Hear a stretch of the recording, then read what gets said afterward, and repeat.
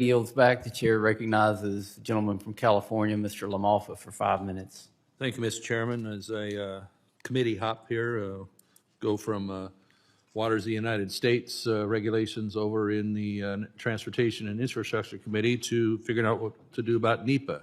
It seems it's just about every angle possible to stop people from doing what they need to do, even though they know how to do it ecologically soundly pretty much these days. So let me launch into a thought here on, I know we're covering very good ground on energy and on mineral extraction and such, extremely important. I'd also like to hit a related area, at least to me as well, in Northern California, or forest management and what NEPA's effect is on that.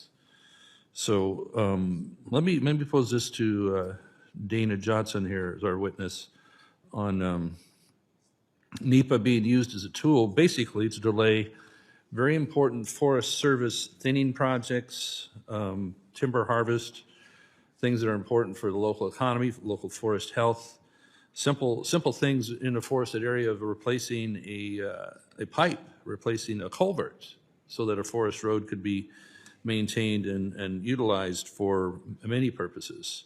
What do you think they're really, when you look at that on the NEPA being required for a culvert and every simple thing, what do you think are the real consequences for these delays on the people of my district that have just suffered a 1 million acre fire in 2021 and the Camp Fire, which destroyed the town of Paradise in 2018, the Bear Fire nearly adjacent to Paradise destroyed 2 very small mountain communities.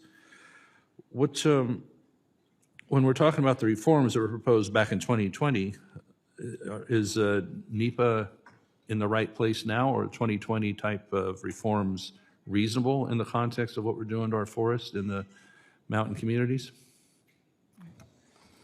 So my area of expertise is not in forestry and mountain communities, but I will broadly say that a NEPA that does not provide opportunity for public comment periods, that doesn't proactively consider alternatives in environments, doesn't consider cumulative impacts, doesn't consult with those who are impacted, is a NEPA that does not work for people and does not work for communities.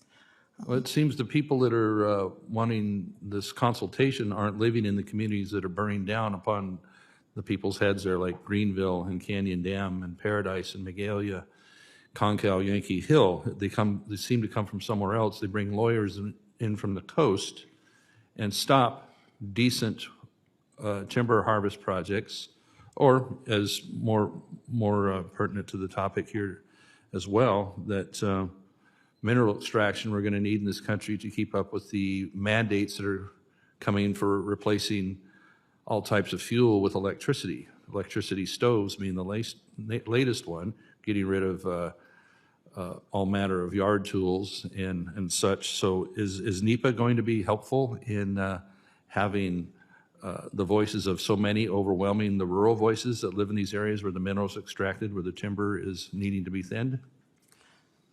So NEPA is a place-based policy. It takes a look at, it assesses a project in the place where it will be implemented. I can't speak to where people are coming from in defense of that, but if applied appropriately, NEPA would take into account the people living in the rural communities that you are uplifting. Yeah, so frequently it does not. It runs over them. For Kathleen Sagama, has looking at back to the energy grid, and everything involves energy. It's so important. It's a cornerstone. It's why the cost of everything has gone up so much, as we've stopped developing energy, and energy costs have skyrocketed so much for gasoline, diesel, natural gas, even electricity, as they try to take out hydroelectric dams in my district, one of them being in Mr. Bentz's district, and getting rid of the supply of electricity. From your perspective, has the Biden administration found any way to be helpful in energy production or the manufacturing? We have seen purposeful obstacles put in place of oil and natural gas development. I would guess they're being helpful to wind and solar. Yeah, I guess it's hard to find Well, Mr. Chairman, I've already run myself out of time, so I'll have to pop to it a different time. Thank you, sir. Gentlemen,